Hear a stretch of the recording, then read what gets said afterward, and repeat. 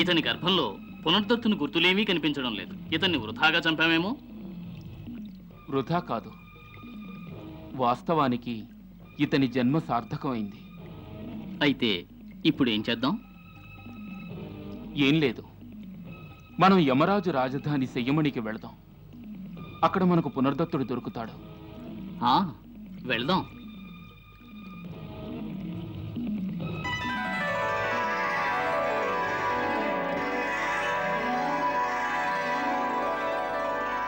అగ్రజ,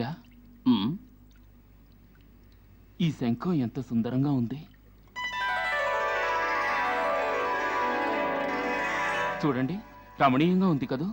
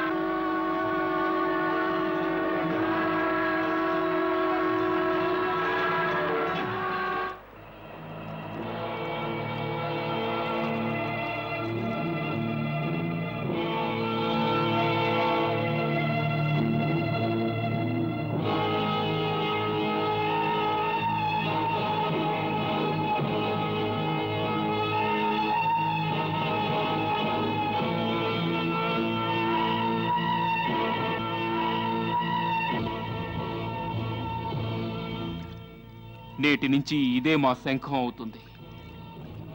ప్రతి ఒక్క యుద్ధంలోనూ దీనితోనే మేము యుద్ధఘోష చేస్తాం. ఇది పాంచజన్య శంఖంగా ప్రసిద్ధి చెందుతుంది.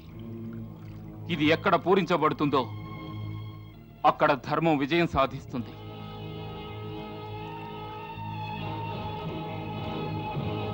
అగ్రజ, యమరాజు వద్దకు వెళదాం పదండి.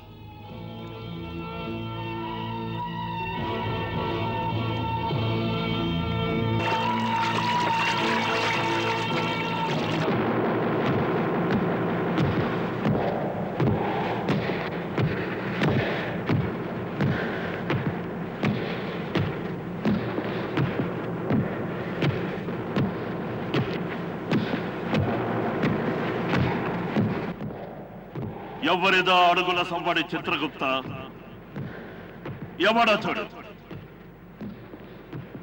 ముందుకు పడుతున్న అతని అడుగుల తాకిడికి యమపురిలోని నేల కూడా కంపించిపోతున్నది. వాడెవడయ్యుంటాడు? యమధర్మరాజా, మన నిబంధనల ప్రకారం ప్రస్తుతం ఏ జీవి ఇక్కడికి ప్రవేశించే అవకాశమే లేదు. కాబట్టి ఆ వచ్చేవాడు మర్త్యలోకపు ప్రాణి అయ్యే అవకాశం లేదు. వేరే లోకం వాడై ఉంటాడు. వేరెవరు? అసురుడా లేక సురుడా? చెప్పలేను మహాశయ.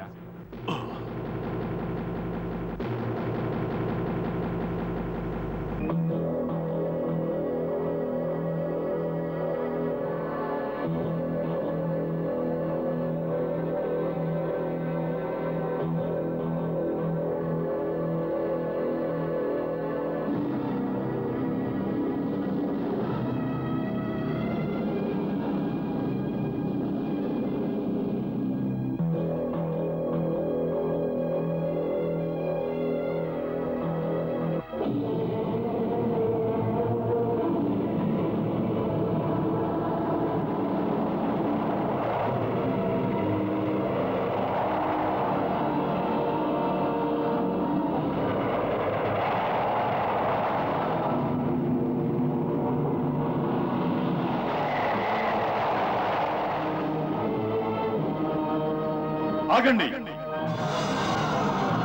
ఎవరు మీరు? ఇంతవరకు మిమ్మల్ని రానిచ్చిన ఆ దూత ఎవరు? మమ్మల్ని ఏ దూత రానివ్వలేదు. మేమే స్వయంగా వచ్చాం. స్వయంగా వచ్చారు? అది ఎలా సాధ్యమవుతుంది? మీరు ఈ పార్థివ శరీరంతో ఇక్కడికి ఎలా రాగలిగారు? ఏ ప్రాణి తమ నిజ శరీరంతో ఇక్కడికి రావటం అన్నది ఎన్నటికీ జరగదు. కేవలం మరణానంతరమే ఆ జీవిని ఇక్కడికి తీసుకొస్తారు. మాకు మరణం అనే ప్రసక్తే లేదు. అందుకే ఇలా రావాల్సి వచ్చింది. ఎలాగో వచ్చేసంగా ఇక మమ్మ లోనికి వెళ్ళనివ్వు. మూర్ఖ బాలకులారా, మీకు అర్థం కావటం లేదు. ఇది యమపురి, పసివాళ్ళు ఆడుకునే ఆట స్థలం కాదు. మేము ఇప్పుడు ఆడుకోవడానికి రాలేదు. మేము యమరాజుల దర్శనార్థం వచ్చాం. మీ ముఖారవిందాలు చూస్తూ ఉంటే జాలి కలుగుతోంది. ఎవడో ఇరువురిని మభ్యపెట్టి ఇక్కడికి పంపించి ఉంటాడు. ఓరి వెర్రి బాలకులారా, నా పలుకు అర్థం చేసుకోండి. ఈ పార్థివ శరీరంతో యమధర్మరాజుల దర్శనం లభ్యం కాదు. కేవలం మరణానంతరమే జీవులకు వారి దర్శనం దొరుకుతుంది. అయితే మాకు మరణానంతరమే వారి దర్శనం దొరుకుతుందంటే తక్షణమే మీరు మమ్మల్ని చంపివేయండి. ఇప్పుడు నేను మిమ్మల్ని చంపలేను. ఎందుకు? ఎందుకంటే ఏ ప్రాణినైనా ఎప్పుడు పడితే అప్పుడు మా ఇష్టానుసారంగా చంపటానికి వీల్లేదు. సకల ప్రాణులకు మరణం ముందే నిశ్చయం అయి ఉంటుంది. కనుక ఎప్పుడైతే ఆ సమయం వస్తుందో అప్పుడు ఆ కాలయమున ఆజ్ఞానుసారం యమదూతలు ఆ ప్రాణి యొక్క ప్రాణాన్ని హరిస్తారు. అంతకంటే ముందు యమదూతలైనప్పటికీ ఏ జీవిని చంపలేరు. ఇప్పుడు సమస్య మహా జటిలమైపోయినది. నీవు మమ్మల్ని చంపవు, మేము మరణించనిదే లోనికి వెళ్ళలేం. కనుక ఓ పంచే, ఎలాగో మేం సజీవులుగా వెళ్ళలేం గనుక నీవు యమరాజుల చెంతకు వెళ్ళి వారిని ఇక్కడికి రమ్మని అర్థించు. ఎందుకంటే వారిని దర్శించడమే మా పరమావధి. నీవు అసాధ్యపు పలుకులు వచ్చిస్తున్నావు. నేను వారిని ఇక్కడికి ఎలా తీసుకురాగలను? అయితే వారిని నీవు పిలవలేవా? అసాధ్యం. నీవు అనుజ్ఞనిస్తే పిలు. ఎలా పిలుస్తావో?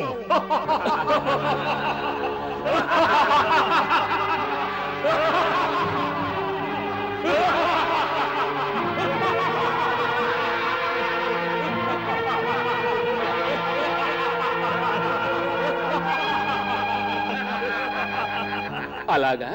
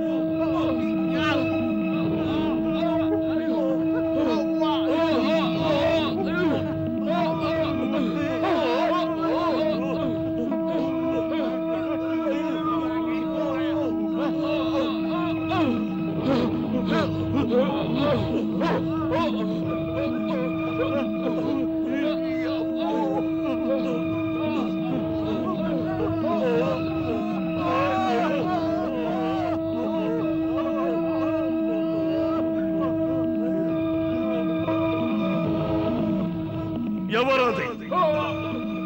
ఎవరిదా శంఖారావ?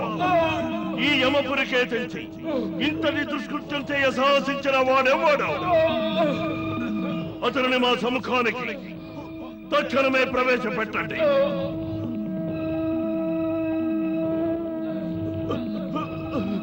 క్షమించాలి ప్రభు. బాల్యావస్థలో ఉన్న ఇద్దరు బాలురు ఏ విధంగానూ తమ పార్థివ శరీరాలతో యమపురి సింహద్వారం చెంతకు చేరుకున్నారు. ఆ ఇరువురిని తమరే స్వయంగా వచ్చి దర్శించాలట. మేము వారిని వారించిన తరువాత వారు మాయా శంఖాన్ని ప్రళయం సంభవించేలా పూరించడం ప్రారంభించారు. ఆ శంఖారావంతో యమపురి సింహద్వారం నుంచి మన ఈ రాజమహల వరకు అల్లకల్లోలం అయిపోతుంది. అల్లకల్లోలం. ఎంతటి దుస్సాహసం! వారిరువురు ఎవరో మాయాసురులే. వారి శయ్యమణి నగరంపై దండయాత్ర జరిపే సాహసం చేశారన్నమాట. వారి ఈ దుష్కృత్యానికి తగిన శిక్ష మాయి యమదండమే విధిస్తుంది.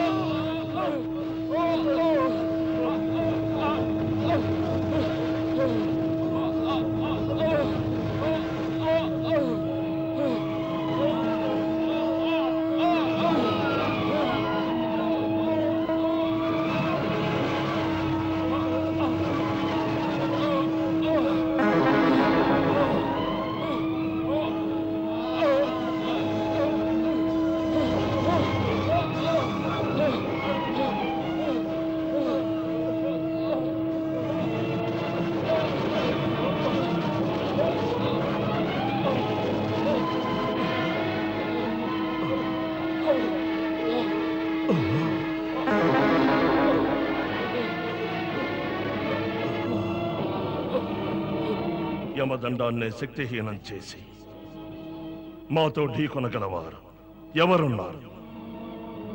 వారిని స్వయంగా మేమే వెళ్ళి చూడవలసినదే.